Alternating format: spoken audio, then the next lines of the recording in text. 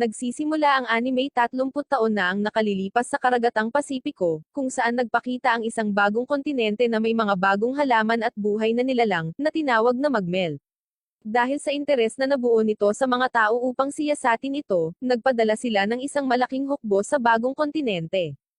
Doon namin nakita ang isang grupo na pinamumunuan ng isang binata na may puting buhok na napagtanto na sila ay ini-stalk ng isa sa mga nilalang ng mga lupaing iyon.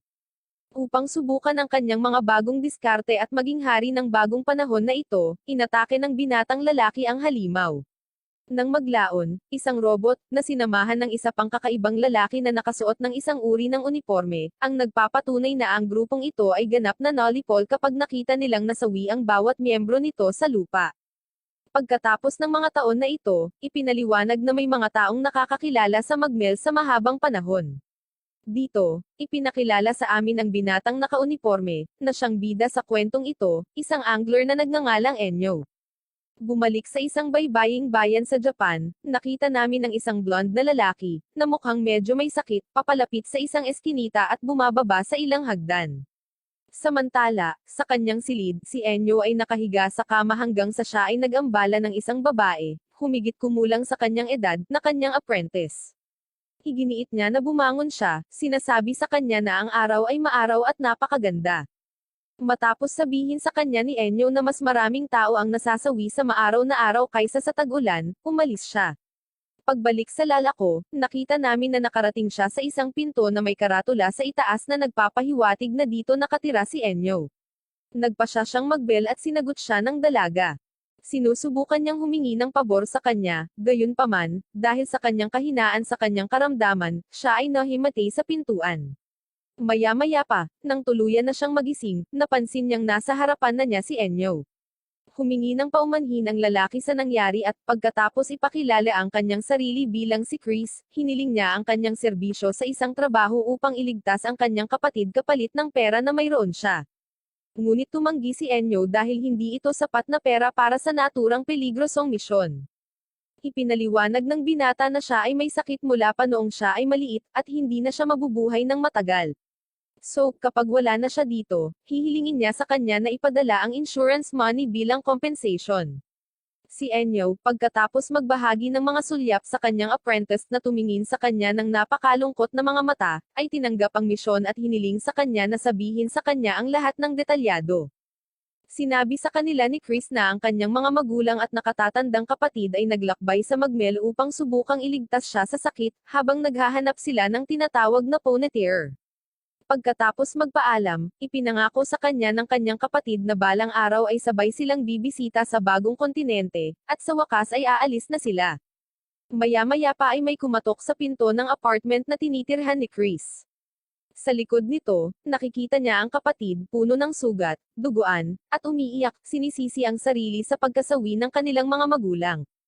Lumipas ang mga araw, at nakita ng lalaki kung paano hindi huminto ang kanyang kapatid sa pagsasanay at pag-aaral hanggang sa isang araw ay nakuha niya ang isang klase ng lisensya. Matapos makamit ito, nag-recruit siya ng isang grupo upang bumalik sa bagong kontinente, nangako muli sa kanya na sa pagkakataong ito ay makukuha niya ang Ponytail, at pagkatapos ay sabay silang pupunta sa Magmel. Gayunpaman, sa pagkakataong ito, nakita ni Chris ang seryosong tingin sa mga mata ng kanyang kapatid habang lumalakad siya palayo para magawa ang kanyang misyon. Sa kasalukuyan, inaalok siya ni Enyo na mabilis na pumunta sa pagliligtas sa kanyang kapatid dahil ang Ponytail ay may napakataas na presyo. Pagkatapos sumakay sa isang helicopter, tumungo sila patungo sa bagong kontinente, habang ipinapaliwanag na tinatanggihan ng Magmel ang lahat ng bagay mula sa labas, at mayroong isang malaking bilang ng mga panganib. Sa gitna ng malawak na gubat, sinabi ni Chris kay Enyo na ang Ponytail ay isang prutas na may kakayahang palakihin ang lakas ng katawan kahit na 10 ulit na pagtaas ng pisikal na kakayahan. Pagkatapos nito, tinanong siya ni Enyo kung alam niya ang dahilan kung bakit ito tinawag na Ponytail. Ipinaliwanag sa kanya na ito ay namumulaklak sa isang bundok ng mga bangkay. Pagkatapos, tinanong niya ito kung ano ang plano niyang gawin kapag gumaling na siya sa kanyang sakit, na sinagot ng lalaki na gusto niyang maging lactaire. Ito ay labis na ikinagulat ni Enyo. Sinabi ni Chris na ang mga ito ay mga taong may kasanayan sa pakikipaglaban, at kahit na iniisip ng mga tao na sila ay isang kwentong barbero lamang, naniniwala siya na sila ay umiiral. Pagkasabi nito, napaluhod siya dahil sa pagod sa kanyang karamdaman at nagtanong kung maaari ba silang huminto at magpahinga. Matapos marinig ito, nagpadala ng mensahe si Enyo sa kanyang apprentice na ipinahayag na tinatawag na Zero. Siya, gamit ang kanyang drone, ay nagbibigay sa kanya ng isang kakaibang prutas, na sinasabi nila sa amin na nagsisilbing pagpapabuti ng kadaliang kumilos, pag-iwas sa pagkapagod. Pagkaraan ng kaunti pa sa gitna ng mga puno, nakita nila ang isang lalaki na may malaking insekto sa kanyang ulo, at siya ay humihingi ng tulong. Ito ay lubos na nagpagulat kay Chris, at tinanong niya si Enyo kung dapat nila siyang iligtas, ngunit sinabi niya sa kanya na huli na ang lahat. Pagkatapos maghagis ng bato malapit sa lalaki, nagsilabasan mula sa lupa ang malalaking alupihan.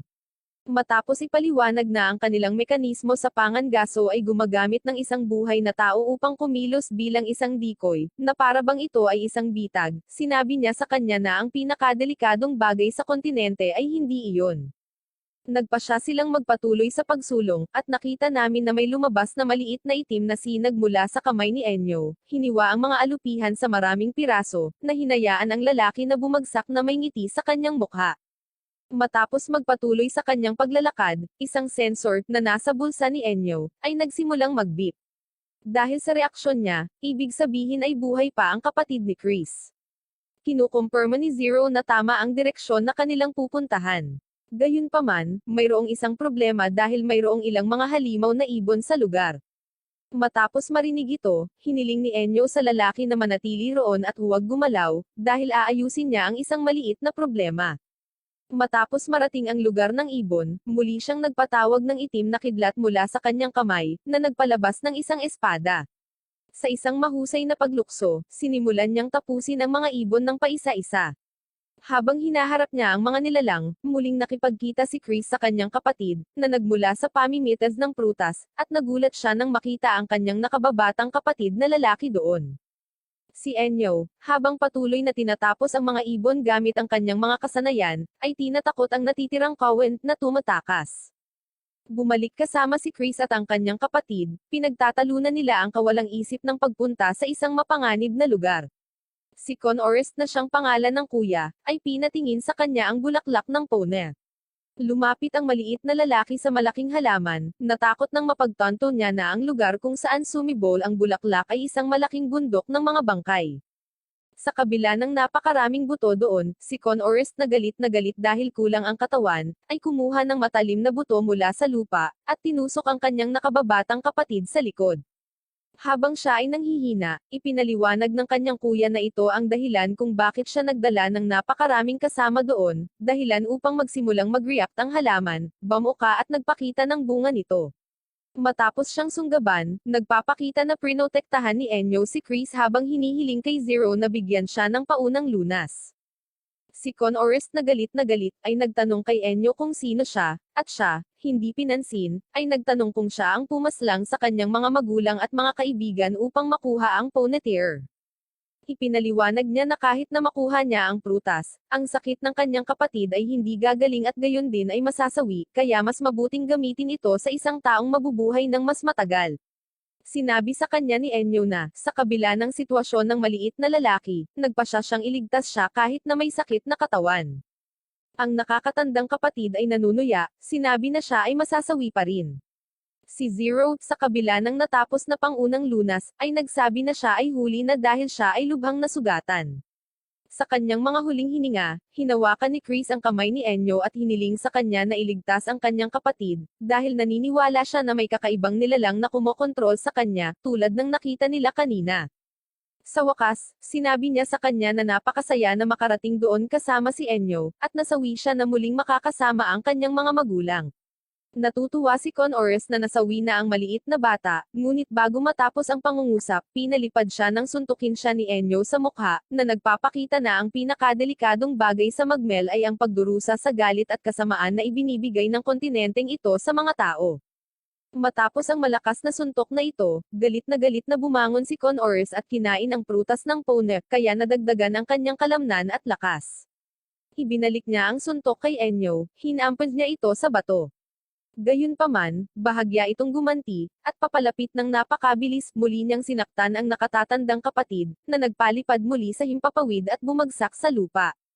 Sa kaunting lakas na natitira sa kanya, itinaas niya ang kanyang ulo upang makita ang isang lacter sa itaas niya, at naalala na ang kanyang kapatid ay nais na maging isa sa mga kakaibang tao, dahil ang tanging paraan upang mailigtas ang isang taong tulad nito ay ang wakasan ang kanyang buhay, sa wakas ay tinatapos ito sa pamamagitan ng paghampas nito ng malakas sa lupa.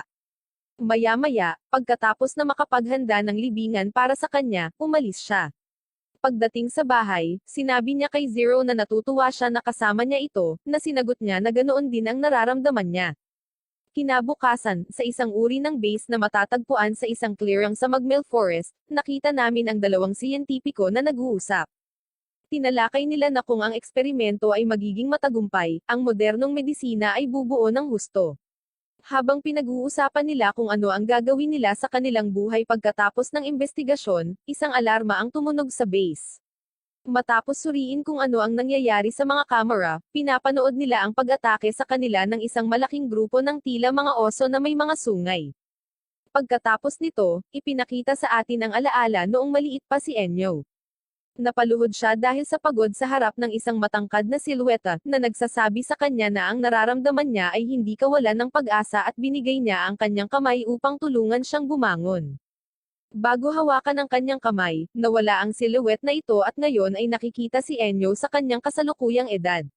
Sa sandaling iyon, nag-react siya nang tawagan siya ni Zero at tinanong siya kung desperasyon ba iyon, tinatakot siya at tuluyan na siyang nagising mula sa bangungot na kinaroroonan niya.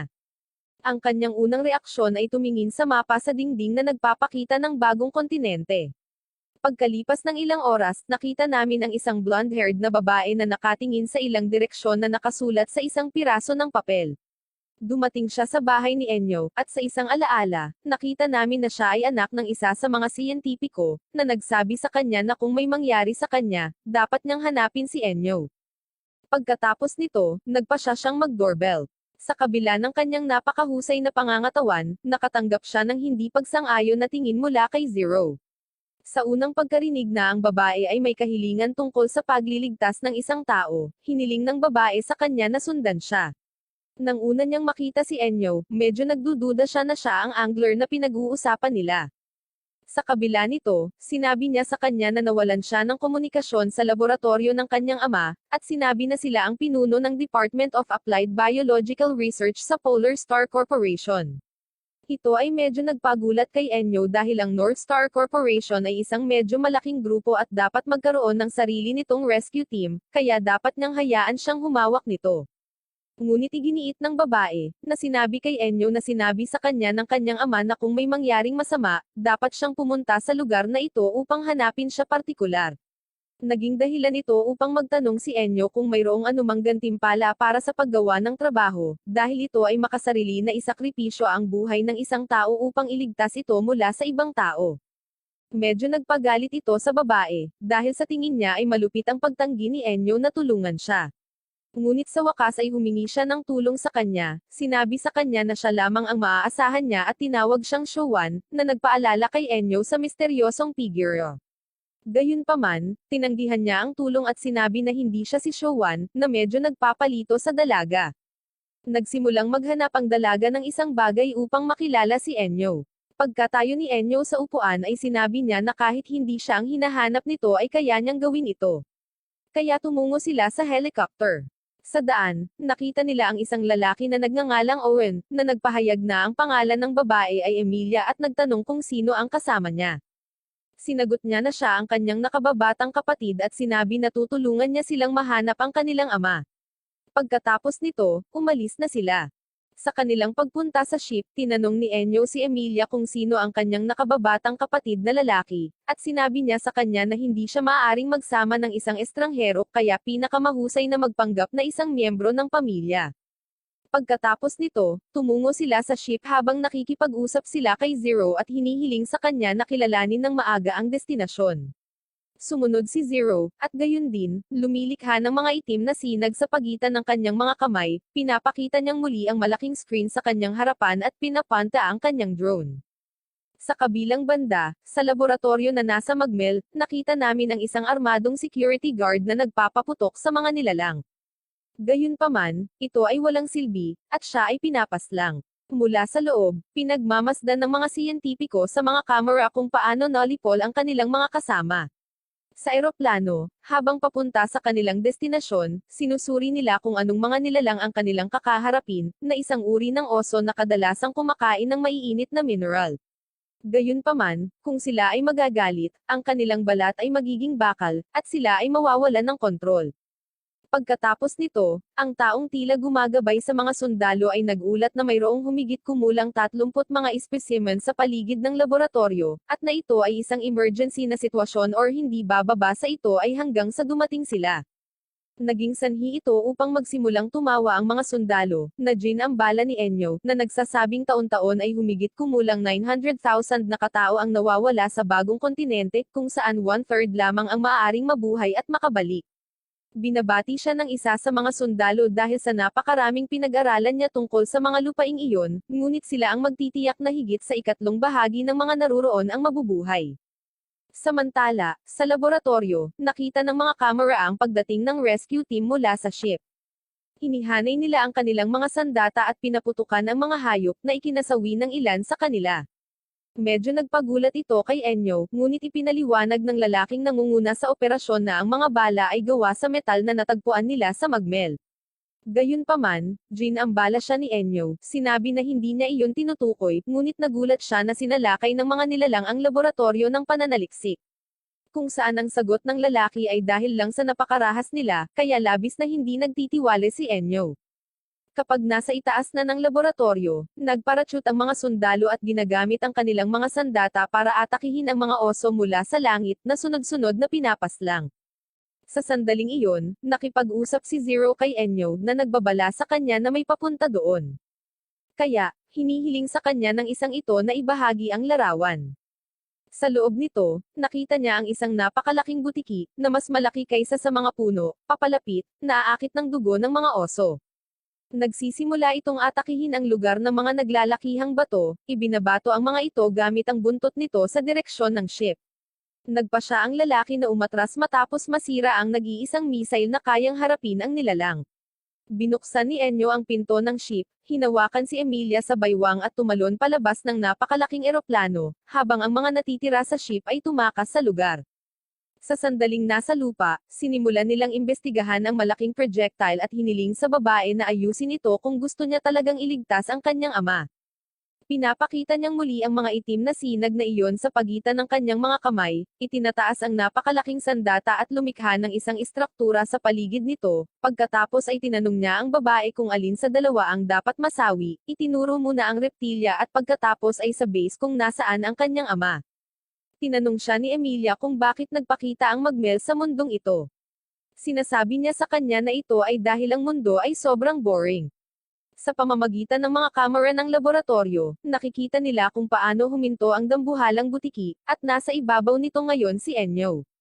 Hinihiling niya na palayain ang mga bihag upang sila ay mailigtas. Sa sandaling iyon, nagulat ang doktor. Nakilala ng pinuno ang sombrero at damit ng lalaki na nakatayo sa nilalang at naisip si Showan. Pagkatapos ay tinanggap niya ang kahilingan ng lalaki. Habang tinatapos ni Emilia ang paghahanda para sa missile pinasunod ni Enyo ang nilalang sa kanya, at pagkatapos iposisyon ito sa isang tiyak na punto, hiniling niya sa babae na umatake. Sumunod siya, ngunit tila iiwasan ito ng halimaw. Gayunpaman, humingi ng paumanhin si Enyo sa halimaw at lumikha ng isang malaking kamay, kung saan itinulak niya ang reptilya, na naging sanhi ng pagdaan ng missile sa halimaw, na ginawa itong sumabog sa pagbuhos ng dugo. Pagkatapos pinalaya ng ama ng babae ang ilang anak ng oso na nakakulong. Nang nasa ship na, ipinaliwanag ni Enyo na gusto lamang ng mga oso na palayain ang kanilang mga anak, kaya naman inatake nila sila. Kung saan ipinaliwanag ng tao sa ship na kapag ang dugo ng mga supling ay dinalisay, sila ang nagiging pinakamatigas na metal sa mundo. Pagkatapos ng maikling pag-uusap, sinabi sa kanya ni Enyo na naroon siya dahil tinawag siya ng kanyang anak. Makalipas ang ilang oras, sa balita, sinabi nilang bumagsak ang ship na kanilang sinasakyan sa hindi malamang dahilan. Gayunpaman, walang nasawi. Pagkatapos nito, pinag-usapan ni Emilia, kasama si Enyo, kung paanong hindi na magtatrabaho ang kanyang ama sa bagong kontinente. Sa kanyang pagdating, umalis si Enyo. Sa hapon, naglalakad ang bida sa tabi ng dalampasigan habang nakikipag-usap sa drone ni Zero, na sinasabi sa kanya na balang araw ay tatangkad siya, na sinagot ng masayahing batang babae na mangyayari din ito sa kanya. Makalipas ang ilang araw, nanunood ng telebisyon si Enyo at ang kanyang apprentice. Sa sandaling sinubukan niyang kumuha ng puding mula sa mesa, gayunpaman, kinuha ito ni Zero sa kanyang mga kamay na may mahinang sampal, na sinasabi sa kanya na ang puding ay kanya. Pagkatapos nito, nagpatuloy sila sa panonood sa malaking screen, kung saan nakita nila ang isang auction kung saan nag-aalok sila ng isang napakabihirang nilalang mula sa Magmel, ang Nanorobado, isang ibong may kakayahang magtanggal ng anumang uri ng lason. Habang pinag-uusapan ni Enyo at Zero ang ganitong uri ng ibon na umiiral sa Area 45 nanograms bagong kontinente, dahil sa lugar na iyon ay may malaking bilang ng mga lason na nilalang, ang mga taya ay direktang nagsisimula sa mga numerong pangmilyonaryo. Habang nagtatalo sila tungkol sa katotohanang may mga taong maraming pera, nagawa ni Enyo na nakawin ang isa sa mga puding. Sa wakas, natapos ang bidding, ibinebenta ang ibon sa halagang 1 bilyong. Nagkomento si Zero na sa perang iyon, makakabili siya ng pabrika ng puding. Sa sandaling iyon, ang nanalo sa auction ay pumasok sa silid na may ibon sa kanyang mga kamay. Pagkatapos maupo para makipag-usap, ipinaliwanag ng lalaki kung paano niya nakuha ang lahat ng perang iyon. Ipinaliwanag ng lalaki, na ang pangalan ay Daysom, na pinaghirapan niyang makuha ang ibon na iyon, at kailangan niya ang tulong ni Enyo dahil gusto niyang mahanap ang kanyang mga kaibigan sa 45th District. Sinabihan siya ni Enyo na sumuko na, dahil sa lugar na iyon, napakaraming mapanganib na nilalang na posibleng nasawi na ang kanyang mga kaibigan. Sinisiraan niya siya, na sinasabing sila ay talagang walang isip na naruroon. Ang lalaki, matapos marinig ito, ay ipinaliwanag sa kanila na ang kanyang mga kaibigan ay mga immigrant, at 30 taon na ang nakalipas mula nang mangyari ang insidente sa Magmel. Sinabi rin niya na sa mga naninirahan doon, ang mga unyon ay napakalakas dahil hindi sila mabubuhay maliban kung sila ay magtutulungan sa isa't isa. Siya at ang kanyang mga kaibigan, sina Stuart at Stain, ay magkasama para sa lahat, gamit ang dalawang insekto doon upang labanan ang isa't isa na para bang ito ay isang malaking palaruan para sa kanila. Pagkatapos ng laban sa insekto, iminungkahi ni Daysom ang ideya na mangolekta ng marami pang insekto at suriin kung alin sa kanila ang numero 1.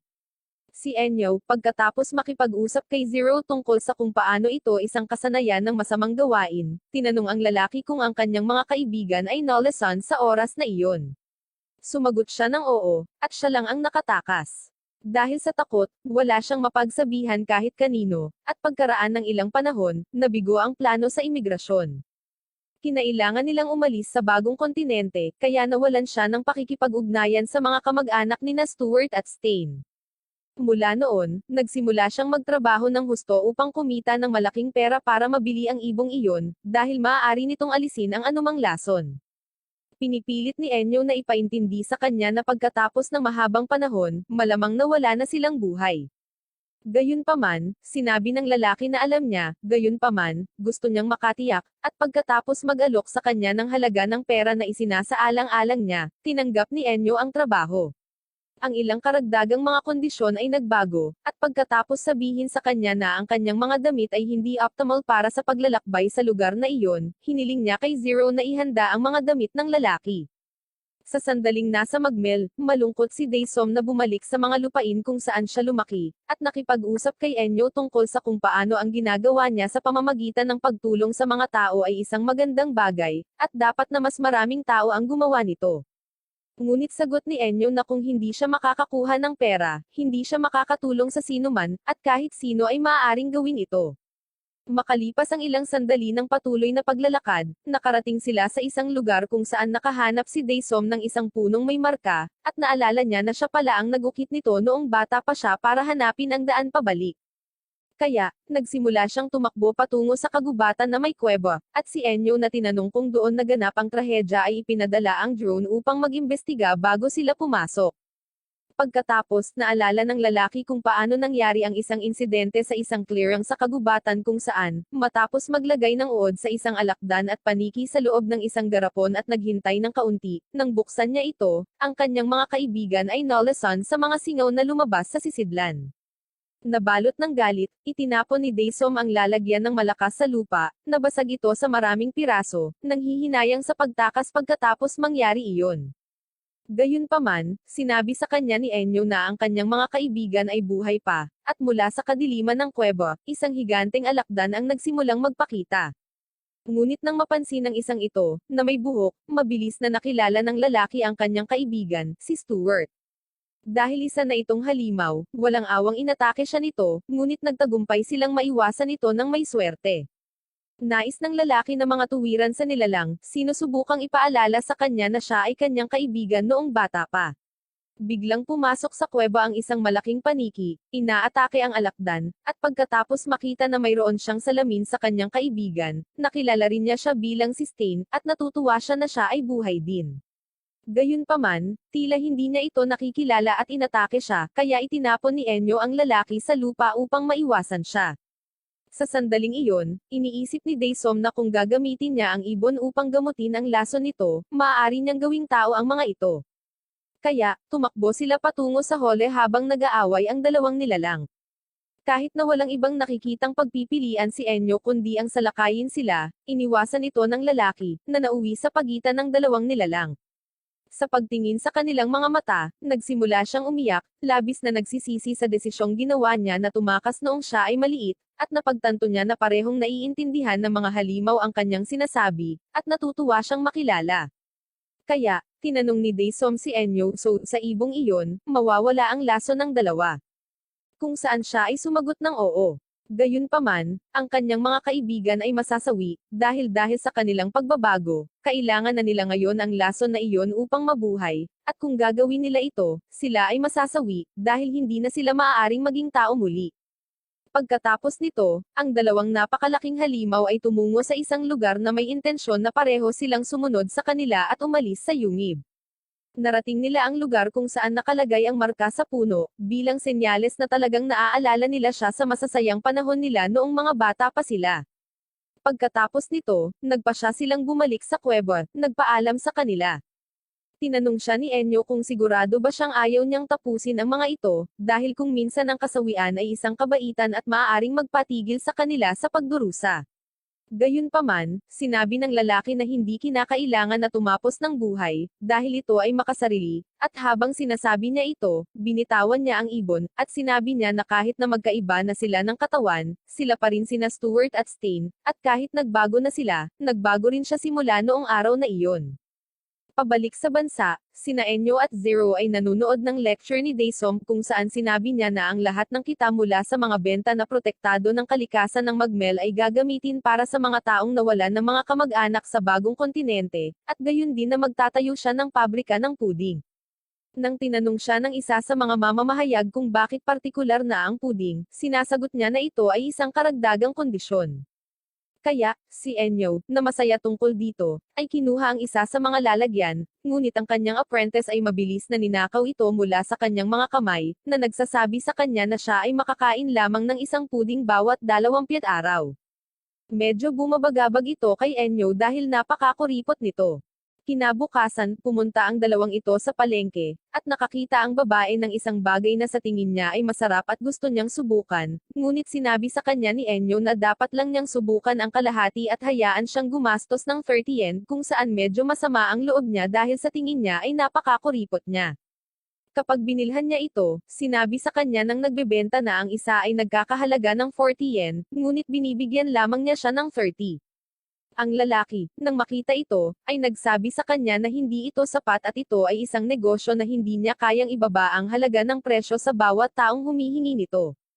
Ngunit siya, nang hindi siya masyadong naiintindihan, ay nagsabi sa kanya na kung maaari niyang makuha ang susunod na mamimili na magbayad sa kanya ng 10 yen ng higit pa, walang problema, dahil kikita siya ng pareho. Natatawa ang tindero dahil gusto niya ang ugali ng babae, kaya ngayon lang, ibebenta na niya ito ng mas mura.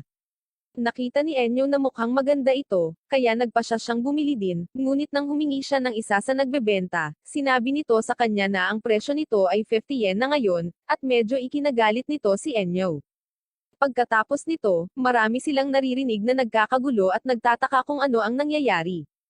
Kaya, Habang papalapit sila, nakita nila na pinag-uusapan nila ang tungkol sa isang mapaghimalang tao na tinatawag na Verena Stellaria, na isang babaeng maputi na may blonde na buhok na nakapasok sa magmel ng 8 beses upang makipagsapalaran, at mayroon siyang isang seryosong anunsyo na gagawin ngayon.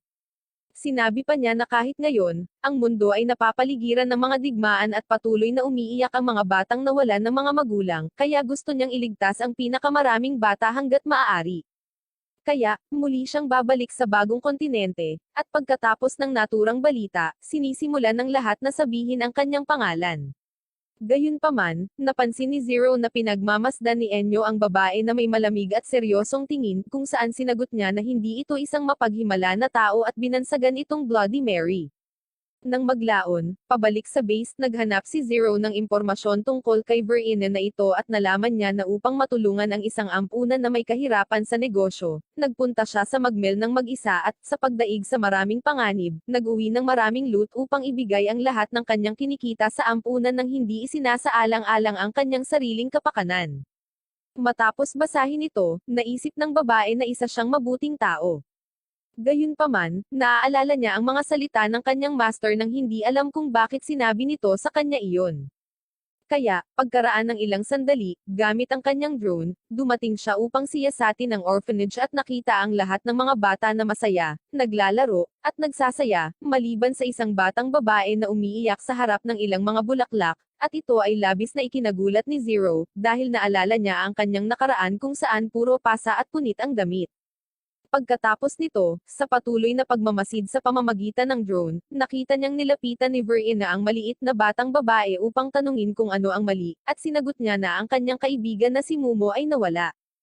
Kaya, sinabi sa kanya ng babae na hahanapin nila siya ng magkasama, at ito ay nagpapasaya sa batang babae, na yamakap sa kanya. Si Zero ay patuloy na nagmamasid gamit ang kanyang drone, na nakatago sa mga halaman, hanggang sa mapansin niya na ang babae ay nakatingin sa kanyang direksyon, ngunit tila hindi siya nito nakita habang hawak niya ang kamay ng batang babae, at sila ay pumasok sa loob ng ampunan. Pagkatapos nito, na-deactivate ni Zero ang kanyang mga kakayahan, na ginawang mawala ang controller ng drone at ang TV, at sa sandaling iyon, pumasok si Enyo sa silid, na kumuha ng libro, at sa pag-upo sa PC, makikita na may nakabukas na tab kung saan naroon ang impormasyon tungkol kay Verena. Pagkatapos nito, isang alaala ang pumasok sa isip kung saan, noong siya ay maliit, kasama ang isang misteryosong lalaki, narinig nila ang isang babaeng sumisigaw. Mula sa itaas ng ravine, makikita nila na si Verena ay inaatake ng isang halimaw. Kaya, ang misteryosong binata na may puting buhok ay nagbabala kay Enyo na ang nilalang na ito ay medyo mapanganib, at hiniling sa kanya na manatili doon. Matapos siyang tumalon at harapin ito, nakita natin na mayroon din siyang materialization powers na katulad ng kay Enyo, at lumikha ng isang malaking libro, dinurog at pinalo ang halimaw hanggang sa ito ay mawalan ng malay. Sa sandaling iyon, bumaba si Enyo mula sa bangin upang salubungin ang kanyang guro at ang babaeng ito. Matapos siyang balaan na ang lugar na ito ay mapanganib para sa isang babae na mag-isa, inirekomenda niya na umalis siya, ngunit sumagot si Verena na dapat siyang naruroon para sa higit na kabutihan. Kaya, hindi na ito tinanong ng lalaki at nagsimulang umalis. Ibinahagi ni Enyo ang mga tingin kay Verena, namumula, at pagkatapos ay tumakbo palayo sa kanyang master. Nang gabi ring iyon, habang natutulog ang misteryosong lalaki na may puting buhok, nagpa siya si Enyo na hanapin ang babae dahil balisa siya kapag iniisip na maaaring nasa panganib ito. Sinamantala niya ang pagkakataong umalis at hanapin siya. Makalipas ang ilang sandali ng paglalakad sa gubat, sa wakas ay narating na niya ang kinaroroonan ng babae, ngunit nang makita niya ang ginagawa nito, nabalisa siya. Bumalik na siya sa kasalukuyan habang nakatingin pa rin sa screen ng PC, iniisip na ang babaeng ito ay isang pagkakamali ng demonyo. Nang hapon ding iyon, isang grupo ng mga tao ang pumunta sa kanyang base at humihiling sa kanya na tulungan si Verena, dahil kung wala siya, ang mga bata ay mawawala. Ngunit si Enyo, matapos makinig sa kanilang mga pakiusap, ay tumanggi, at lahat ay nagsimulang sisihin siya at tumingin sa kanya na may napakasamang mukha, kung saan siya ay patuloy na ginugulo, na sinasabi sa kanila na kung siya ay isang mapaghimalang tao or isang santa, dapat siyang makapag-isa at walang mangyayari sa kanya. Ngunit nagpatuloy si Enyo sa kanyang panunuya, na sinasabi sa kanila na dahil hindi siya mahimala, anumang bagay ay maaaring mangyari sa kanya, at ito ay lalong ikinagalit ng karamihan, na patuloy na nagsasabi sa kanya ng galit na dapat niyang tulungan siya para sa kapakanan ng maliliit na bata. Kung saan, pagkatapos marinig ito, tinanong ni Enyo kung sino man sa mga nandon na pumupuna sa kanya ay manggahes na samahan siya, at iyon ay naging sanhi ng matinding katahimikan sa silid. Kung saan, sinagot ng isang lalaki na hindi niya makontak ang sino man sa mga kasama ng babae, at sinabi ni Enyo na ayon sa mga kwento nila tungkol sa kanya, madalas itong pumupunta ng mag-isa, kaya ito ay isang hindi kakaiba. Ngunit ang sagot nila ay ginawa ito ng mga kasama niya sa kanilang sariling kalooban. Pinutol ni Zero ang pag-uusap, sinabing talagang naniniwala siya na si Verena ay isang mabuting babae at tumutulong siya sa mga bata, at pagkatapos magbahagi ng pagtingin kay Enyo, muli niyang tinanggihan ang tulong sa kanyang bahagi. Kaya, ang kanyang apprentice medyo nabalisa, ay nagpa siya na tutulungan siya sa kanyang sarili. Kaya, umalis ang lahat, at pumunta siya sa kanyang silid kung saan sinimulan niyang kontrolin ang drone. Nag-aatubili, nagpa siya si Enyo na sumakay sa kanyang helicopter at hanapin ang babae. Kapag na-activate na ang drone, natuklasan niya na ang lahat ng mga kasama ni Verena ay lubhang nasugatan or nasawi dahil sinalakay sila ng isang nilalang mula sa bagong kontinente. At si Enyo, sa pagdating, ay nakakita ng isang malaking kawan ng mga halimaw na ito. Kaya, nang makita na sila ay isang malaking bilang at naglalaro sa isang kawalan, siya ay nagpa siya na gamitin ang kanyang mga kapangyarihan sa pamamagitan ng paglikha ng mga crossbows, at paggawa ng ulan ng mga arrow na nag-aalis ng marami sa kanila hanggang sa isang malakas na dagandong ang nakakuha ng kanyang pansin. At habang idinidirekta niya ang kanyang tingin doon, nakita niyang ito ang parehong uri ng nilalang na hinarap ng kanyang master sa unang pagkikita nila ng babae. At ito ay naging dahilan upang magkaroon ng alaala si Enyo tungkol sa kanyang master. Dito, ipinakita nila sa amin kung paano, pagkatapos makita kung ano ang nakakagambala kay Enyo, tinanong niya ang kanyang master kung bakit niya ito iniligtas kung siya ay isang masamang tao, kung saan ang sagot ng kanyang master ay nagkaroon lamang siya ng mga problema nang siya ay nakita, at iyon ang dahilan kung bakit siya iniligtas. Dahil kung ang isang tao ay mabuti or masama or hindi ay nasa kanya, at simple lang, kung kailangan niyang iligtas, tutulungan niya siya. Kaya, naniniwala si Enyo na hindi siya makakapag-isip ng pareho, ngunit sinabi sa kanya ng kanyang master na mauunawaan niya ito pagdating ng panahon. Sa kasalukuyan, inaatake ng nilalang si Enyo sa pamamagitan ng paglulunsad ng isang uri ng laser sa bibig nito, ngunit nagawa niyang iwasan ito, isang katotohanan na nagiging sanhi ng pagsunog ng mga punong tinamaan ng pag-atake. Matapos mapagmasdan na talagang malakas ang halimaw, gumawa si Enyo ng palakol para pigilan ang mga projectiles na ibinabato sa kanya ng halimaw. At ipinahayag sa atin na ang kanyang master ay ang misteryosong si Showan. Sinabi sa amin ito nang magsimulang isipin ni Enyo na hindi siya naniniwala na mali ang kanyang master sa kanyang pagkilos. Gayunpaman, hindi siya makapag-isip na katulad niya, at sa wakas, gumawa siya ng malakas na atake sa ulo ng nilalang. Natakot ito at tumakbo palayo. Napagtatanto na ang lahat ng nasa paligid niya ay nasusunog, ginamit niya ang palakol upang putulin ang lahat ng mga throw soap kaya pinipigilan ang pagkalat ng apoy habang napagtatanto na hindi pa niya naaabot ang antas ng kanyang master. Samantala, patuloy na hinahanap ni Zero ang babae hanggang sa wakas ay matagpuan niya ito, ngunit may nakita siyang eksenang gumugulo sa kanya. At sa sandaling iyon, dumating si Enyo sa parehong lugar kung nasaan ang drone, pinagmamasdan kung paano lumabas si Verena mula sa bangkay ng isa sa mga nilalang, na nag-aalis ng mga organo ng halimaw at nababad sa dugo. Sinabi niya na ang mga panloob na organo ng halimaw na iyon ay ipinagbibili sa mataas na presyo at kung ibebenta niya ang mga ito, marami siyang matutulungan na bata. Ipinaalam sa kanya ni Enyo na marami sa mga kasama niya ang nasawi, kung saan sinisikap niyang bigyang katwiran ang kanyang sarili sa pagsasabing sinamahan nila siya sa kanilang sariling malayang kalooban, upang pagkatapos ay ipagpatuloy ang pag-alis ng mga organo mula sa hayop. Pagkaraan ng ilang segundo, nagsimula silang mapalibutan ng mas maraming nilalang ng parehong species, at ang babae, nang makita ang napakalaking bilang ng mga ito, ay nasa sabik, dahil iniisip niya kung gaano karaming mga bata ang maaari niyang iligtas sa pamamagitan ng pagbebenta ng mga labi ng lahat ng mga halimaw na iyon at nagpas siyang tumakbo. Sinubukan siyang pigilan ni Enyo, ngunit si Zero, nang makita ang nakakabaliw na hitsura ng babae, ay nagrekomenda na umalis si Enyo dahil sa napakaraming bilang ng mga hayop kung saan binibigyang pansin niya, at umalis sila, na nagbibigay daan para lumunin ng mga nilalang ang kanilang natalong kasama. Pagkalipas ng mga araw, nalaman namin na nasawi si Ver Ines sa Magmel.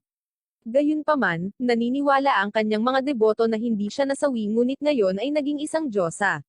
Nang marinig ito, labis na nalungkot at umiiyak ang babaeng tinulungan ng babae hanggang sa makuha ng drone ni Zero si Mumo, na isa pala itong stuffed animal na mahal ng batang babae. Nang maglaon, habang naglalakad sa palengke, si Enyo at ang kanyang apprentice ay may maliit na pag-uusap tungkol sa konsepto ng mabuti at masama, dahil ito ay isang bagay na orihinal na nilikha ng mga tao. Pagdating sa kaparehong food stand gaya ng huli, sa pagkakataong ito, si Enyo naman ang iniimbitahan, at pagkatapos nito, nagpasya silang kumain ng sabay habang patuloy silang naglalakad. Matapos ang pagpapakita ng Magmel, ang pangarap ng isang tao, na inspirasyon ng mga kwento ng isang pirata, isang mangangaso, isang gourmet, at isang editor ng manga, ay nalikha. Dahil sa hindi mabilang na mga panganib na umiral sa bagong kontinente, marami ang hindi nakabalik. Itong lalaking ito, pagkatapos na isipin na sila ay mga walang isip, ay sinubukan din niyang maging isang taong makakarating sa mga mahiwagang lupain. Gayunpaman, sa hindi malamang paraan, nahuli siya at nabaon hanggang baywang sa gitna ng kawalan, nagsimulang magpanik nang mapansin niyang yumanig ang lupa sa paligid niya dahil may papalapit na malaking nilalang. Unti-unti, sinubukan ng lalaki na lumingon para tingnan kung ano iyon, kahit hindi niya kaya. At nang sa wakas ay nagawa na niya, huli na ang lahat dahil halos nasa ibabaw niya na ang dambuhalang nilalang. Ito ay isang napakalaking carnivorous na pagong na, dahil ito ay gutom na gutom, ay nagsimulang maglaway sa lalaki. Kaya't nagsimula siyang magpumiglas, sinusubukang makatakas sa kanyang bitag, upang hindi limunin, hanggang sa tuluyang nabasa ang pantalon sa takot. Pagkatapos noon, napagtanto niya na posibleng matatapos na ang kanyang buhay, kaya naalala niya kung paano siya nakarating sa puntong iyon. Dito, sinabi sa amin na ang lalaki, na ang pangalan ay Dindin, ay nagtrabaho sa isang tindahan sa lungsod. Isang araw, sinimulan niyang basahin na maraming pera ang kikitain sa bagong kontinente, kaya seryoso siyang nag-iisip kung dapat ba siyang pumunta doon. Sa sandaling iyon, pumasok si Enyo at ang kanyang apprentice sa tindahan na nagpanggap na mag-ama, na ikinagulat ng lalaki, at sinabi niya sa amin na mula nang makilala niya si Enyo, malapit na siyang atakihin sa puso, dahil palagi niya itong nagagawang linlanggan at asarin siya. Napansin ni Zero ang isang uri ng isda at sinabing ito ay isang bagay na napakamahal na nagtatanong kung ito ay splurge day. Gayunpaman, ang sagot ni Enyo ay hindi, ngunit dahil maraming beses siyang pumupunta sa tindahan na ito, ang may-ari ay kanyang matalik na kaibigan, kaya maaari siyang magkaroon ng diskwento. At dahil sa kasinungalingan, sumama ang loob ni Dindin, at mula pa noong una niya itong makita, sa tuwing magpapakita siya, iniisip niyang masasawi na siya. Noon niya sinabi sa amin na sa unang pagkakataon na pumasok si Enyo sa tindahan, tinanong niya ang presyo ng isang flashbang grenade, at nang sagutin ng lalaki na ito ay 4,000 yen, binigyan lamang siya ni Enyo ng 1,000 at nagsimulang magtaka kung siya ay baliw. Pagkatapos ay nag-alok lamang siya ng 800, kaya hiniling niya kay Enyo na ihinto ang pagbibiro, na sinagot niya na hindi niya dapat bayaran ang orihinal na presyo nito dahil ang granada ay nasa masamang kondisyon na. Nagpagulat ito sa nagbebenta, dahil imposible iyon. Gayunpaman, patuloy na ipinaliwanag ni Enyo na kahit na ilabas niya ang ring, ito ay sasabog, at gamit ang kanyang kapangyarihan, ginagawa niya itong sumabog. Pagkatapos noon, naging tsismis ito, at nabawasan ang mga kliyente. Gayunpaman, nagpatuloy si Enyo na paulit-ulit na pagpunta sa tindahan, sinusubukang lokohin ang nagbebenta sa anumang paraan, mula sa pagbabayad gamit ang mga peking bill na gawa sa kamay hanggang sa pagtulad sa mga aksidente at panganib sa loob ng tindahan, hindi pa binabanggit ang maraming iba pang walang katotohanan na dahilan para lamang makakuha ng mga diskwento kapag bumibili ng mga produkto doon. Ngunit sa pagkakataong ito, handa na si Dindin, dahil pinatibay niya ang istant ng pag-checkout, sinuri ang lahat ng produkto, at iniwan pa ang sahig na walang butik. Pagkatapos nito, napagtanto niya na palaging bumibili ng kagamitan si Enyo kahit na iniisip niya na siya ay isang uri ng militar. Hanggang sa wakas ay iniwan nila ang kanyang basket na may mga produkto sa counter at tanungin siya ng presyo, na sinabi sa kanila ng lalaki na ito ay 60,000 yen. Nag-aalala tungkol sa reaksyon ng lalaki at sinusubukang pakalmayan ang sarili, naalala niyang naglagay pa nga siya ng mga security camera para maiwasan ang anuman sa kanyang mga panlilinlang. At nang inaasahan niya ang bitag, sinabi sa kanya ni Enyo, nang walang anumang problema, na magbabayad siya gamit ang isang card, na ipinapaliwanag na ngayon ay isang araw upang gugulin, kaya hindi siya nag-aalala tungkol sa diskwento dahil ito ay palaging nakakatulong sa kanya. Dahil dito, nabigla ang nagbebenta, na nag-iisip na marahil ay naghinala siya. Hiniling sa kanya ni Enyo at ng kanyang apprentice na ipadala ang mga produkto sa bahay at maghanda na umalis sa tindahan. Habang pinagmamasdan sila ni Dindin na papalayo, napansin niyang nagsimulang mahulog ang isang kahoy na tabla, bagamat hawak talaga ito ng drone ng batang babae, na may peking dugo, ay hinawakan ang kanyang ulo upang gayahin ang isang aksidente. Matapos ang isang maliit na eksena ng mag-ama na nagpapaulam dahil sa kanyang pagkasawi, hindi alam ng nagbebenta kung ano ang gagawin kung saan humingi ng diskwento si Enyo. Nang hapon ding iyon, nang matapos ang diskwento, nakita niyang unti-unting umalis si Enyo kasama ang inaakalang anak na babae sa kanyang mga bisig hanggang sa lumingon ito, nakatingin sa nagbebenta at nakangiting ng uuyam, na nagpahalata sa kanya na muli siyang niloko. Dahil doon, napagtanto na maaring ito na ang katapusan ng kanyang negosyo, sa wakas ay nagpasya siyang maglakbay sa Magmel upang magsimulang muli, dahil naniniwala siya na mas mabuting masawi sa bagong kontinente kaysa sa patuloy na pagtiisan si Enyo. Kaya, pupunta siya upang matupad ang kanyang pangarap na maging isang milyonaryo, at nagsimula siyang tumawa ng malakas. Kinabukasan, isinara niya ang tindahan at sumakay sa isang malaking sasakyang malamotorsiklo. Matapos mag-alinlangan ng kaunti kung makakarating ba talaga siya roon gamit ang sasakyang iyon, naisip niyang aayusin na lang niya pag nasira, hanggang sa nagulat siya nang mapagtanto na sumakay din sina Enyo at Zero sa sasakyan at sinabihan siya, dahil sumakay sila sa sasakyan niya dapat na silang ihatid pa uwi. Medyo nag-aatubili, pumayag siyang dalhin sila hanggang sa makarating sila sa isang malaking parang na puno ng windmills. Doon talaga nagsisimulang magduda si Dindin kung ito ba ang tamang daan.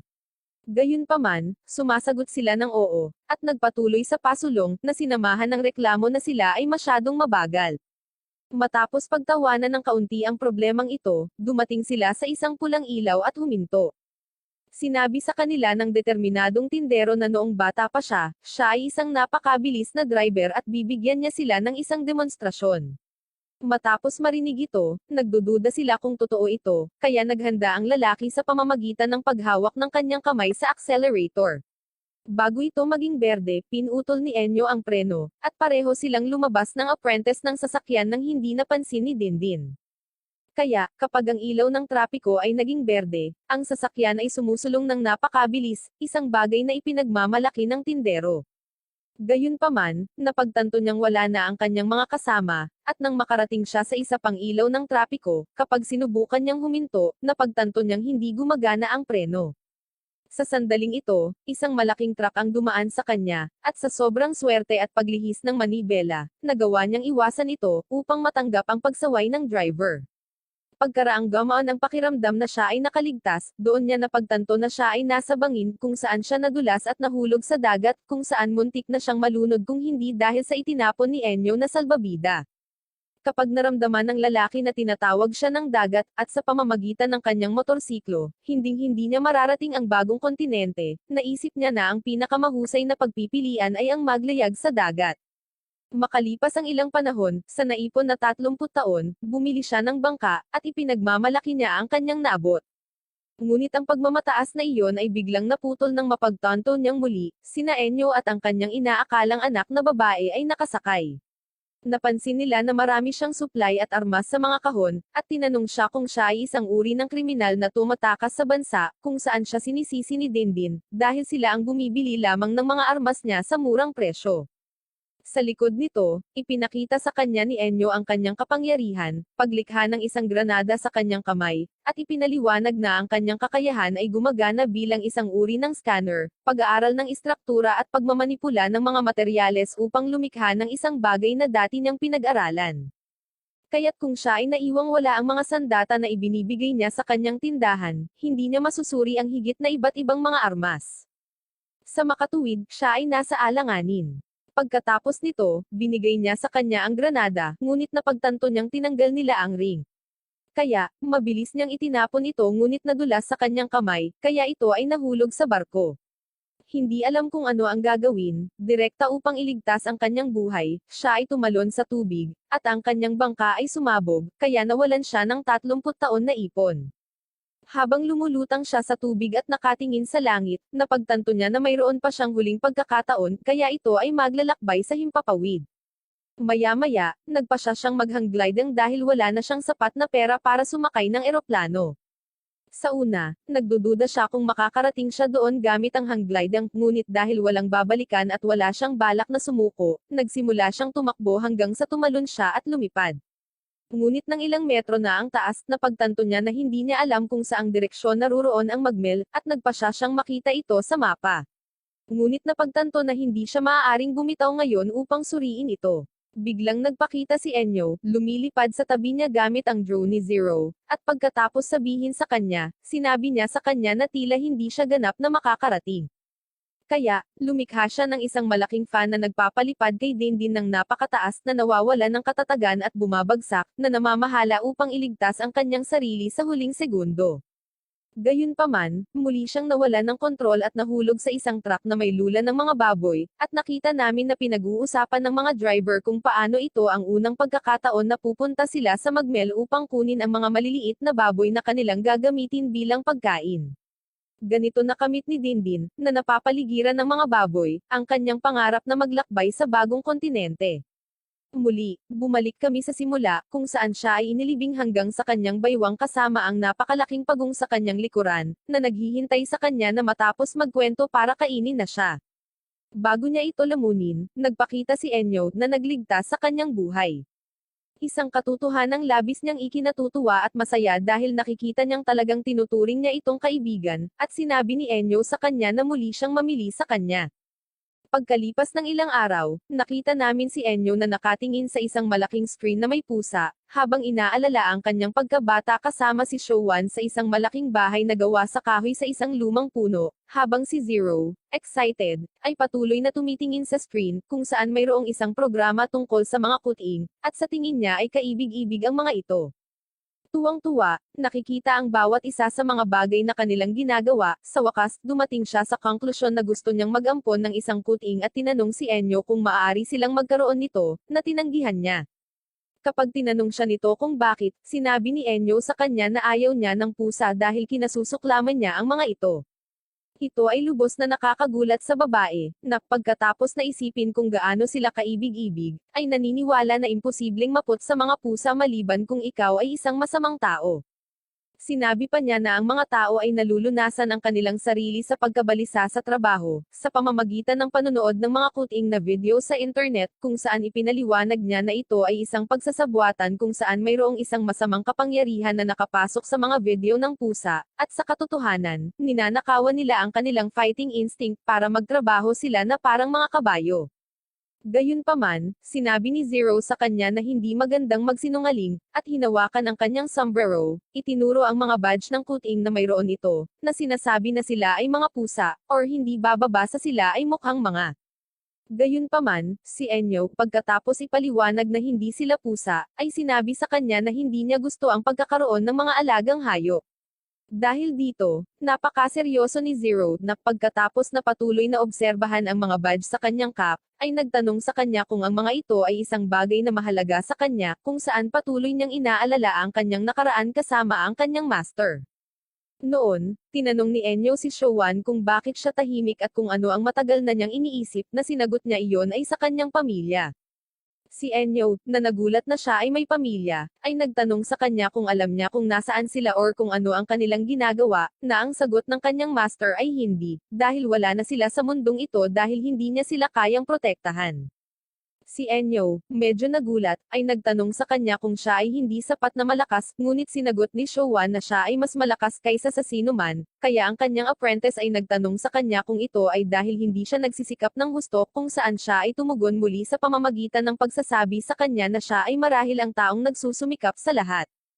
Kaya, upang matapos, tinanong siya ni Enyo kung bakit sila nasawi noon, na kung saan natapos na sinabi ni Showan na ito ay dahil siya ay isang mas malaking walang isip kaysa sa iba, at taos-pusong humihiling sa kanyang mag-aaral na maging isang matalinong tao. Pagkatapos nito, nakita natin na makalipas ang ilang araw, si Enyo ay nahaharap sa isang halimaw sa ilalim ng pangangasiwa ng kanyang master, na pagkaraan ng ilang segundo, ay inaako ang responsibilidad at nagsabing siya na mismo ang haharap dito, na gumagawa ng malaking hakbang patungo sa halimaw at tinatapos ito. Nang gabing iyon, sinisisi siya ng medyo galit na si Enyo na kaya niyang talunin iyon nang wala siyang panghihimasok, at ipinakita sa kanya kung gaano siya napabuti, na lumikha ng isang kutsilyo gamit ang kanyang kapangyarihan. Gayunpaman, sinagot ni Showa na masyado pang maaga at umalis doon, na medyo nakakaabala kay Enyo. Kinaumagahan, naglalakad siyang mag-isa sa kagubatan, galit pa rin na parang bata ang Trato sa kanya ng kanyang master, hanggang sa pagdating sa isang lugar, nagulat siya nang makita ang maraming bangkay ng mga adventurers na nakahandusay sa lupa. Kinikilala niya ang mga ito sa kanilang mga badge na kanilang suot bilang mga monster hunters. Pagkatapos nito, isang maliit na tunog ang nakakuha ng kanyang atensyon, at nang pumunta siya upang alamin kung ano ito, nakakita siya ng isang maliit na nilalang na parang pusa, na tila medyo natatakot. Kaya, sinubukan niyang pakalmayin siya, at sa wakas nang makitang walang masamang intensyon ang bata, lumapit sa kanya ang maliit na hayop. Doon, nakita namin na pinagmamasdan siya ni Showan mula sa itaas ng puno. Sa bahay, iniisip ni Enyo kung ano ang dapat niyang ibigay sa kanyang pangalan hanggang sa mapagpasyahan niya ang pangalang Tuto. Ang kanyang bagong alagang hayop, na masaya na magkaroon ng isang pangalan, ay nakahiga sa kanyang mga binti ng mapayapa upang matulog. Sa sandaling iyon, dumating ang kanyang master at sinabi sa kanya na mukhang gusto siya ng kanyang bagong maliit na kaibigan, kaya tinanong siya ni Enyo kung maaari nilang panatilihin siya, at pagkatapos ng ilang segundong pag-iisip, sa wakas ay sinabi ni Showa na oo. Pagsapit ng gabi, nagpasya si Enyo na mag-ukit ng badge sa hugis ng isang pusa.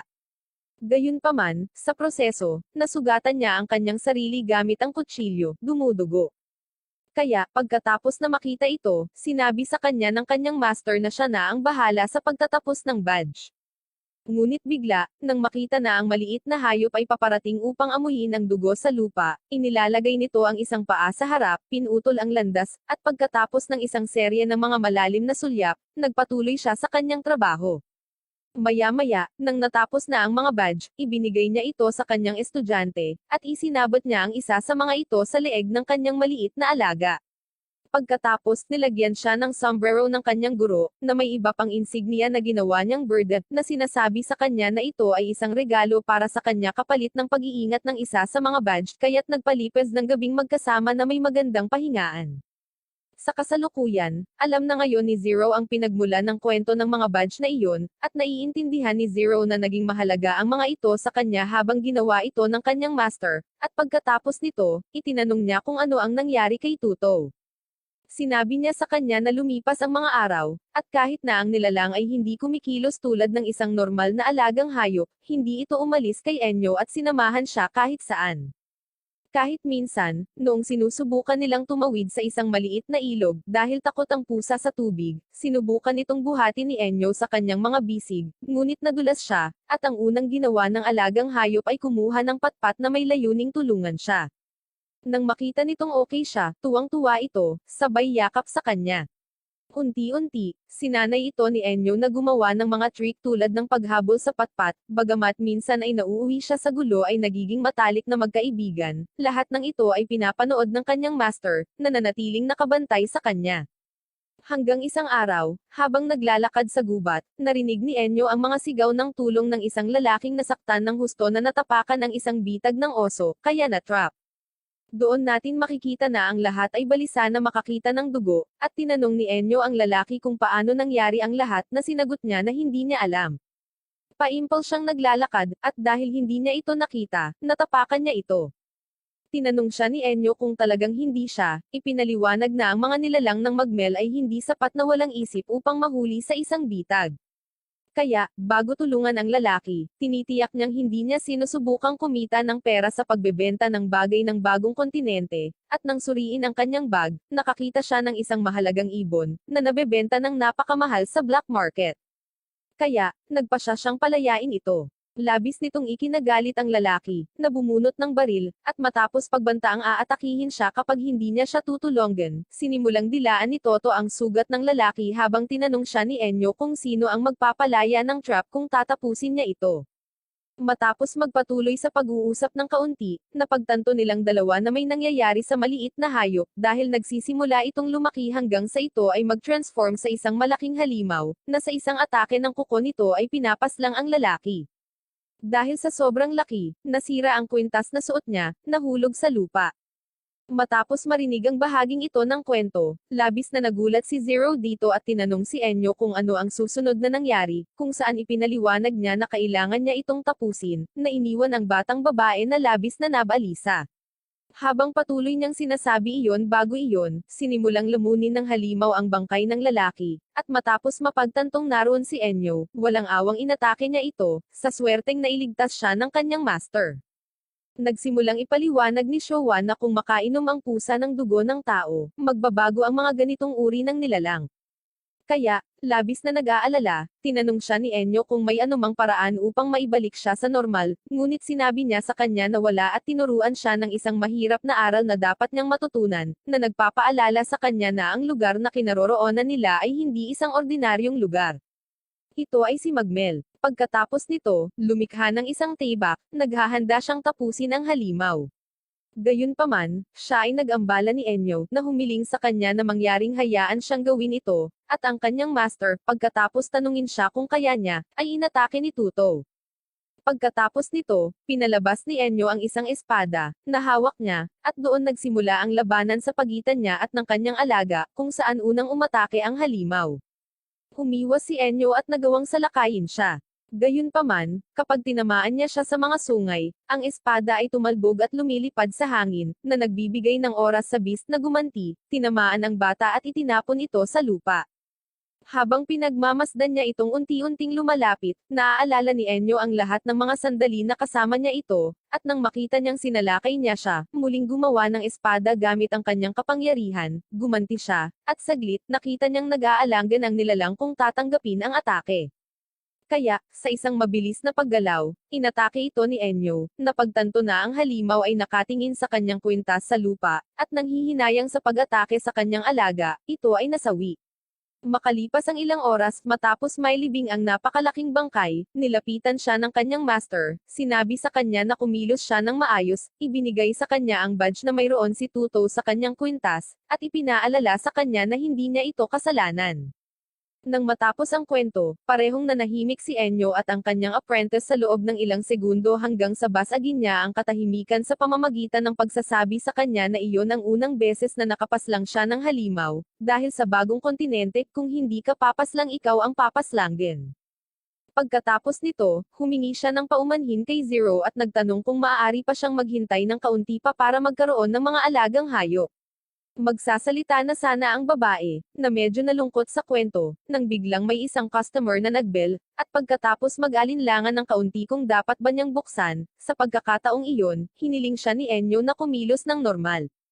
Ilang minuto ang lumipas, ang customer pala ay isang batang babae na umiiyak, sinabing nawala ang kanyang alaga na si Roka. Ang maliit na batang babae ay nagpapakita ng isang drawing ng isang pusa, at ito ay nagpalungkot kay Enyo, na nagbigay ng katiyakan sa batang babae sa pamamagitan ng pagsasabi sa kanya na makikita nila ang kanyang pusa.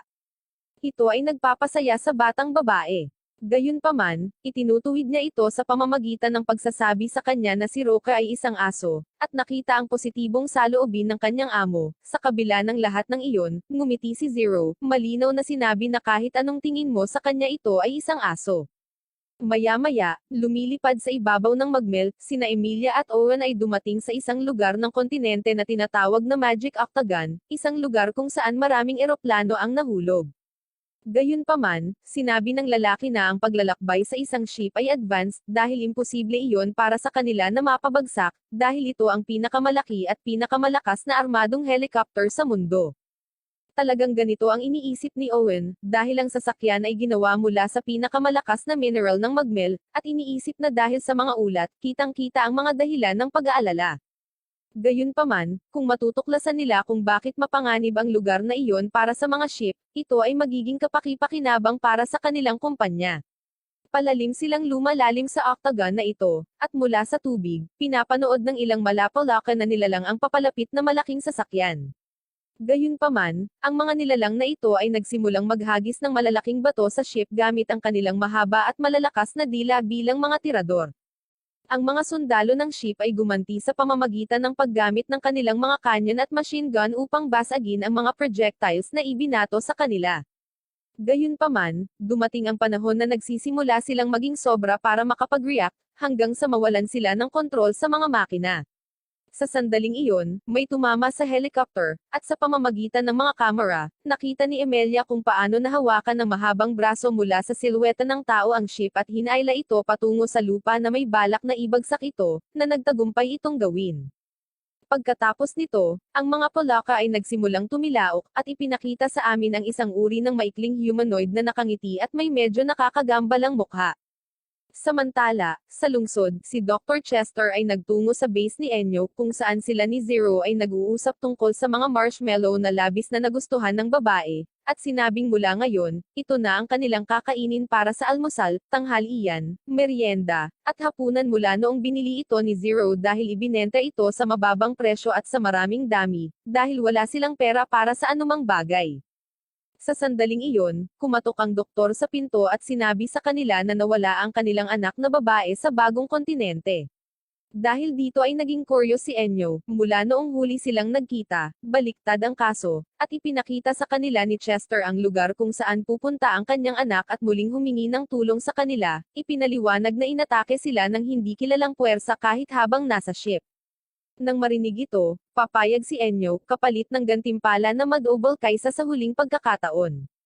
Matapos marinig ang mga salitang ito, nagkomento ang doktor na kamukhang kamukha ni Enyo ang kanyang ina, si Showan, at matapos maliitin ang kahalagahan ng sitwasyon, muling isinasaalang-alang ni Enyo ang kanyang desisyon at humiling ng triple sa pagbabayad. Pagkaraan ng ilang sandali ng pag-iisip tungkol dito, alam na ang buhay ng kanyang anak na babae ay nakataya, tinanggap ito ng doktor, kinuha din ang pagkakataon na kumain siya ng maraming marshmallow upang mabilis na maubos ang kanyang mga reserba. Samantala, sa lugar kung saan bumagsak ang ship, nagpasya si Emilia na bumaba sa sasakyan, kahit na hiniling siya ni Owen na huminto, dahil maaari itong maging mapanganib. Gayunpaman, sinabi sa kanya ng babae na kung ganoon ang kaso, anuman ang umatake sa ship ay umatake na, kaya dapat ay mayroon itong ibang layunin. Kahit na iniisip pa rin ng lalaki na hindi ito magandang ideya, tumakbo ang dalaga palayo hanggang sa makarating siya sa isang lugar kung saan marami siyang nakitang bumagsak na eroplano at ship. Doon niya nakita ang parehong silhouette na nakita niya sa mga kamera, ngunit mabilis itong nag-teleport sa isang sangay sa likod. Si Enyo, kasama si Chester, ay nagpaalam kay Zero at hiniling sa kanya na gamitin ang drone, kaya sumunod siya, ngunit hindi bago bigyan sila ng ilang mga marshmallow na makakain para sa daan, kahit na mas gusto nilang iwasan ito. Pagkaraan ng ilang sandali, bumalik si Emilia kay Owen, na nag-aalala, at sinabi niya sa kanya na malapit nang dumating ang rescue team. Sa kanyang pagpunta sa mainland, ang doktor ay masaya kapag siya ay naabisuhan sa parehong impormasyon. Samantala, ang mga Polaka ay lumapit sa dakilang nahuhulog na ship kung saan ang isang nag-aalalang si Owen ay humiling sa mga sundalo na pumasok sa labanan, dahil alam din niya ang pag-iral ni Aaron, na nagpapaliwanag na siya ay isang katutubong tao sa kontinenteng iyon. Si Emilia, matapos maalala ang pakikipagtagpo niya sa maliit na nilalang, ay tumakbo palabas doon. Pagdating sa destinasyon, pinag-uusapan ni Enyo at Chester ang tungkol sa katutubo at napag-usapan kung alam na nila ang pagkakaroon nito. Sa sandaling iyon, kinumpirma ni Zero ang lokasyon ng malaking ship at inaabisuhan din na buhay pa si Emilia nang makita siyang tumatakbo sa mga puno. Kaya, sinabi ito ni Enyo sa ama ng babae habang sinusubukan niyang pigilan ang mga sundalo sa pag-atake kay Aaron, dahil hindi siya mahilig sa mga armas. Gayunpaman, hindi siya pinansin ng mga sundalo, at sa sandaling makita nila ang nilalang na papalapit, pinaputukan nila ito. Nagre-react ito sa pamamagitan ng pag-iwas sa mga pag-atake ng napakabilis, pagpapahaba ng mga kamay nito at pagdisarma sa mga sundalong kasama nila, hanggang sa nagpaputok ng missile launcher ang dalawa na tumama sa katutubo. Nang mawala na ang ulap ng alikabok mula sa pagsabog, makikita natin na buo pa rin ang nilalang at dinasarmahan ang iba pang mga gwardya, kaya't umatras sila, habang nagpapakita ang helicopter ni Enyo sa kalangitan, na nakakuha ng atensyon ni Aaron.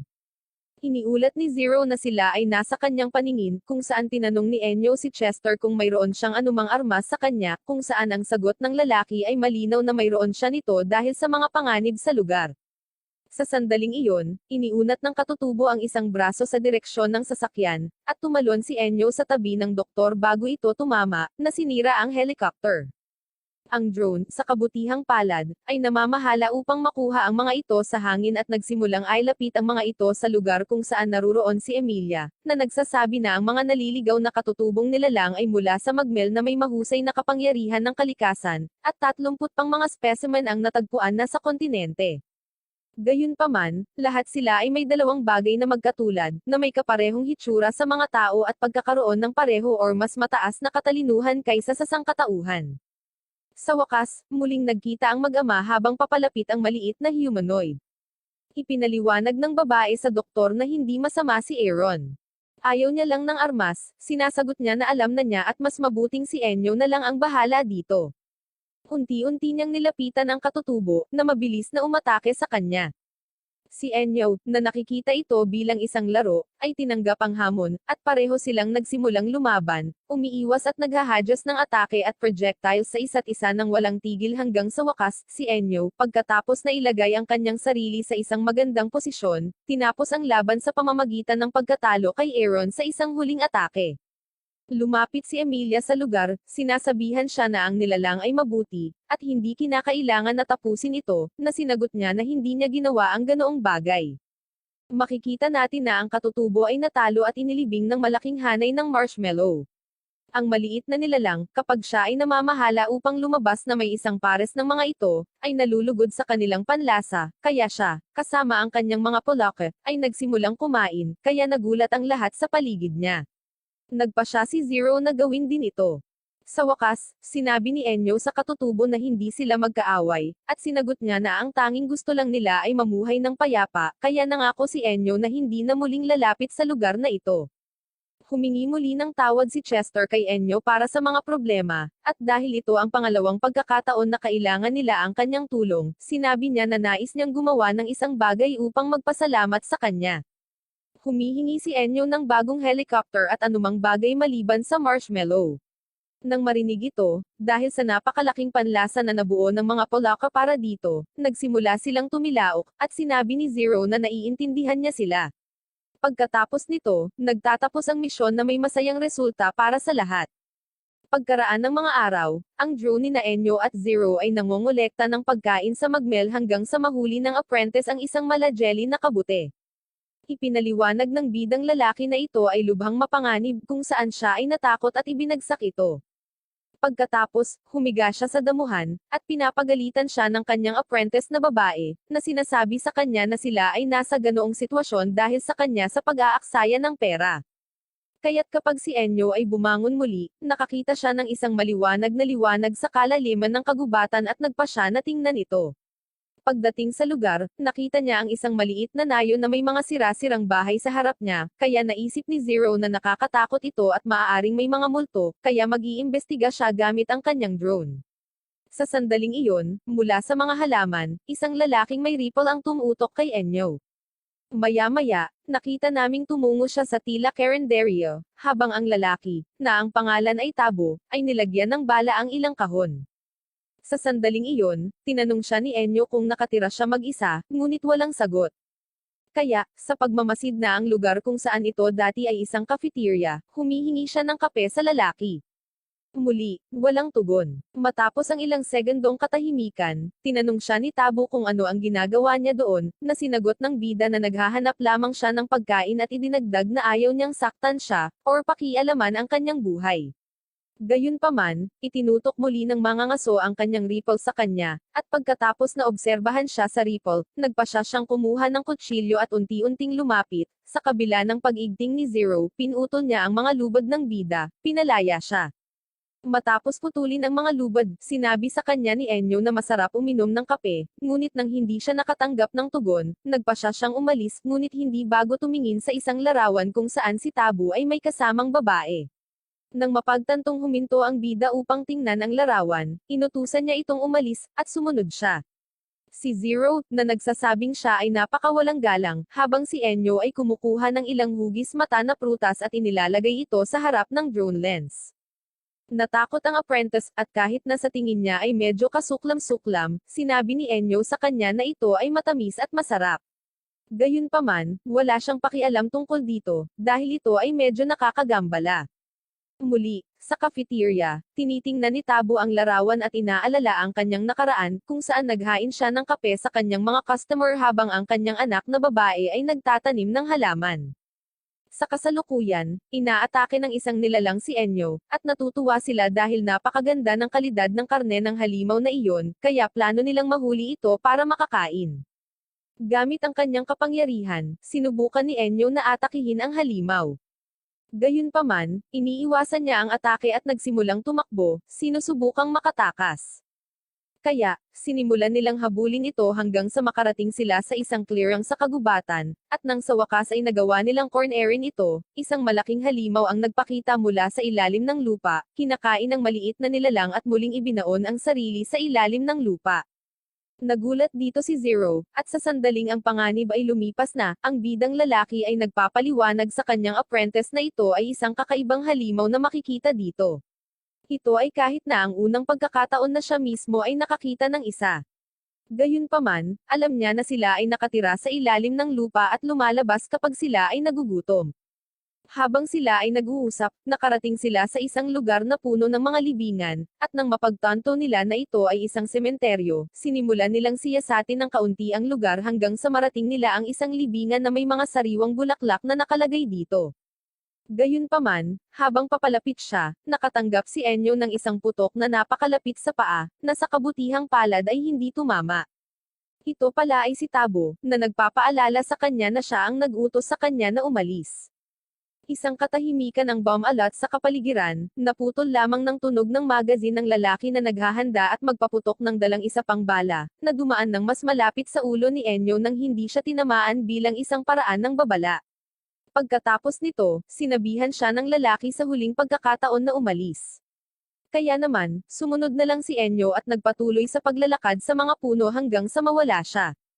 Si Zero, na muling nagalit sa inaasal ng lalaki, ay nagsabi na hindi tama ang pagpapaputok ng baril sa isang tao, ngunit ipinagtapat niya na marahil ay pinoprotektahan niya ang isang bagay na napakahalaga. Bumalik sa libingan, ang lalaki ay nakarinig ng isang malakas na dagandong at nang hindi nag-iisip ng 2 beses, siya ay tumakbo patungo sa direksyon, inihanda ang kanyang sandata. Sa wakas, kapag siya ay lumabas sa mga puno, siya ay nakarating sa isang malinaw na lugar kung saan siya ay nagmamasid sa pamamagitan ng ripple kung mayroong anumang posibleng panganib. Makalipas ang ilang segundo, ang halimaw na nakita natin noon ay lumabas sa lupa na may napakalakas na paglukso, na may drill sa mukha nito. Kaya, si Tabo, nang makita siya, nakilala siya at naalala ang nangyari noong araw na nawala ang kanyang pinakamamahal na anak na babae. Sa alaalang ito, nagpakita ang nilalang sa nayon at nagsimulang magdulot ng pagkawasak. Kaya, habang tumatakas ang mga taga-nayon, nagsimulang umiyak ang isang batang babae, at tinulungan siya ng isang lalaki. Gayunpaman, sa paggawa nito, halos lamunin siya ng nilalang, na kung hindi ito pinigilan ng ibang lalaki na armado, ay kakainin ang una. Pinaputukan pa ng lalaki ang nilalang na ngayon ay nakatutok sa kanya. Gayunpaman, tila walang nagawa ang mga bala, hanggang sa biglang tumagos ang isang malakas na putok sa isang mata ng halimaw, at nagpakita si Tabo. Inako niya ang responsibilidad sa pagpaslang sa halimaw at hiniling sa kanyang kasama na tumakas. Ngunit ang halimaw, sa isang malakas na atake, ay nagpabagsak ng isang gusali sa pamamagitan ng paghagis ng malalaking troso ng kahoy sa ibabaw nito. Sa kasalukuyan, napapansin ng mga ngaso na ito ay kapareho ng halimaw noong nakaraan dahil nawawala ang isang mata nito.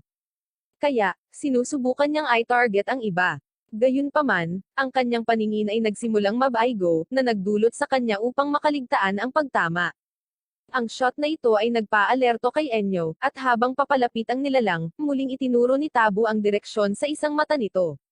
Gayunpaman, siya ay natamaan ng malakas at nahampa sa isang bato. Nang makita ito, sinabi ni Zero kay Enyo na dapat nilang tulungan ang lalaki. Gayunpaman, sinasagot niya na hindi siya isang taong tila gusto ng tulong, at nililimitahan lamang nila ang kanilang sarili sa pagmamasid. Kaya, sa sandaling iyon, ang lalaki ay nakatanggap ng isa pang atake mula sa nilalang habang naaalala niya kung paano, nang matapos ang panganib, nagising siya sa ilalim ng mga kahoy, nakita sa paligid niya ang nawasak na nayon at ang bangkay ng kanyang kasama. Habang patungo siya sa cafeteria, nagulat siya nang makitang nasawi na ang kanyang anak na labis na ikinalungkot ng lalaki. Ang pagkakita sa medalyon ng kanyang anak na babae ay nagbigay sa kanya ng sapat na lakas upang bumangon muli, at magpatuloy sa pagharap sa halimaw. Habang dahan-dahan itong lumalapit sa kanya, pinapagana ang kanyang drill si Enyo, gamit ang kanyang kapangyarihan, ay nagawang itali ang isang paa nito, dahilan para madulas ito, at nagawang magpaputok ni Tabo sa bibig nito, na dumaan sa bungo ng halimaw, na ikinasawi nito kaagad. Bumalik sa cafeteria, nagpakita si Enyo na may balak na ipagtimpla siya ng kape. Gayunpaman, sa nakikitang tila imposible, nagpasya na lamang siyang ibalik ang kwintas ng kanyang anak na babae, na nawala niya sa laban. Kaya, nang makitang si Enyo ay isang taong may mabuting puso, nagpasya si Tabo na gawan siya ng isang tasa, na labis na ikinatuwa ni Zero.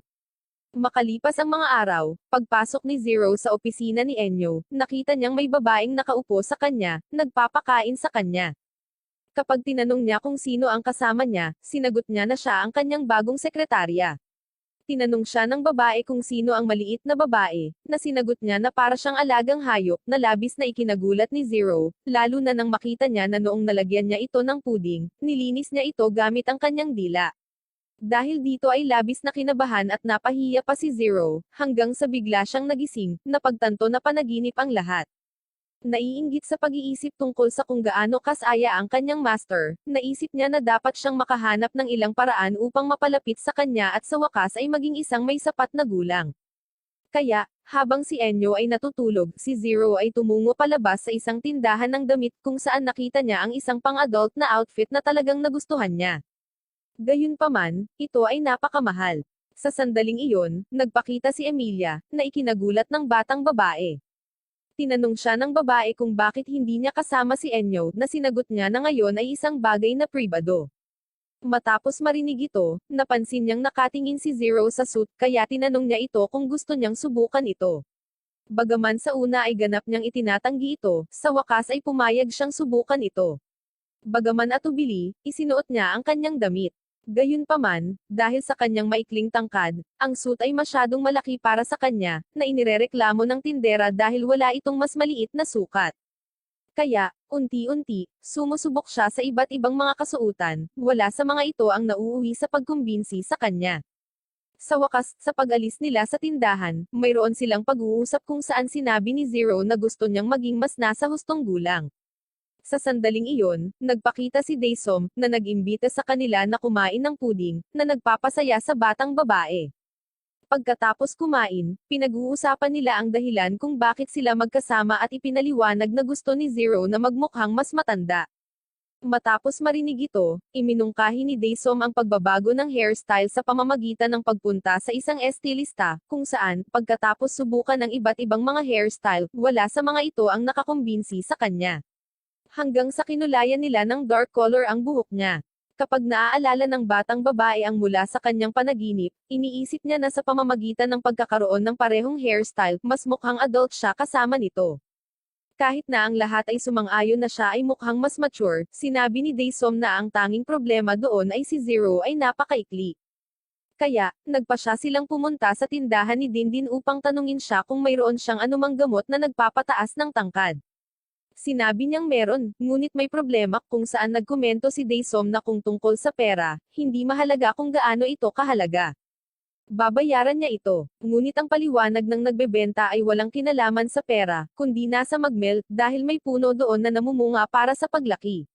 Matapos ipakita sa kanila ang prutas sa isa sa mga libro, nagkomento siya na hindi niya alam kung talagang umiiral ito, kung saan iminungkahi ni Emilia na tingnan ito, na ikinagulat ni Dindin, dahil hiniling nila sa kanya na gabayan sila. Kaya, sa ilalim ng isang maliit na banta, sa wakas ay sumang-ayon siya, ngunit nagtanong kung paano nila planong pumunta. Kung saan sinabi ng milyonaryo na siya na mismo ang bahala dito, dinadala sila sa isang malaking pool kung saan lumabas ang isang malaking helicopter. Gayunpaman, bago sumakay, tinanong ni Emilia si Zero kung talagang magiging okay para sa kanila na pumunta sa bagong kontinente nang hindi nagpapaalam kay Enyo, at ang isang ito, pagkatapos na timbangin ito ng kaunti, ay nagsasabing oo. Nang nasa Magmel na, si Dane din ay lubos na nag-aalala tungkol sa mga panganib na maaaring maranasan nila, ngunit tinanong sila ni Daesom kung sila ay nagugutom, at sa ilang segundo, ilang mga mayordomo ang naglagay ng isang eleganteng mesa, na sinamahan ng mga kandila at alak. Tinapos niya ang pagkain, at dahan-daang lumapit ang isang maliit na nilalang na mukhang batang leon na may pakpak. Tinatakot nito si Dindin, na kinuha ang isa sa kanyang mga sandata at itinutok ito sa nilalang, na nagbabalak na maghayganti para sa kahihiyan na mayroon siya sa pagong. Simula noon, nagsasanay na siya, at oras na para ipakita ang mga resulta. Matapos isipin na kung matalo niya ang halimaw, babatiin siya ni Emilia at makukuha ang kanyang atensyon, ngunit ang iba ay lubhang nagdududa kung sila ay aatake or hindi. Lumapit si Zero, binigyan siya ng carrot at kaunti pang pagkain, at sinabi sa kanya na siya ay isang vegetarian na hayop, na labis na ikinagulat ng tindero. Sa pagpapatuloy ng kanilang paglalakbay at pagkakita ng maraming nilalang, sa wakas ay nakarating sila sa lugar ng unang prutas, kahit na nakita ni Dindin na medyo komplikado ang paglalakbay. Nang nasa ilalim ng puno, hiniling ni Zero sa babae na buhatin siya. Gayunpaman, nakakaligtaan niya ito ng ilang sentimetro. Matapos magpatuloy sa pagsubok, sa wakas ay nakuha nila ito, ngunit nawala ang kanilang katatagan at nahulog sa tindero. Para patunayan na positibo ang resulta at hindi lason ang prutas, pinilit ni Zero si Dindin na subukan muna ito. Sa una, parang walang nangyari. Gayunpaman, kapag siya ay tumayo, napansin niya na ang kanyang mga binti ay napakahaba, nakikita na sa kabila ng pagtaas ng laki, ang prutas na ito ay hindi ang tama. Sa susunod, na nasa latian, nilapitan ito ni Dindin at aksidenteng nadulas, nahulog at hindi sinasadyang nakain. Ang side effect ay naunat ng husto ang kanyang ulo. Kaya, nagpa siya silang subukan ang isa pa, na mukhang isang kabute. Sama-sama, nakuha nila ang tindero na maging guinea pig muli ng grupo sa pamamagitan ng pagsubok sa prutas na nagpalaki sa kanyang buong katawan, na ginawa itong napakalaki. Nang bumalik ito sa normal, napansin nila kung paano yumanig ang lupa sa mga yabag ng isang malaking nilalang, na isang higanteng kuhol.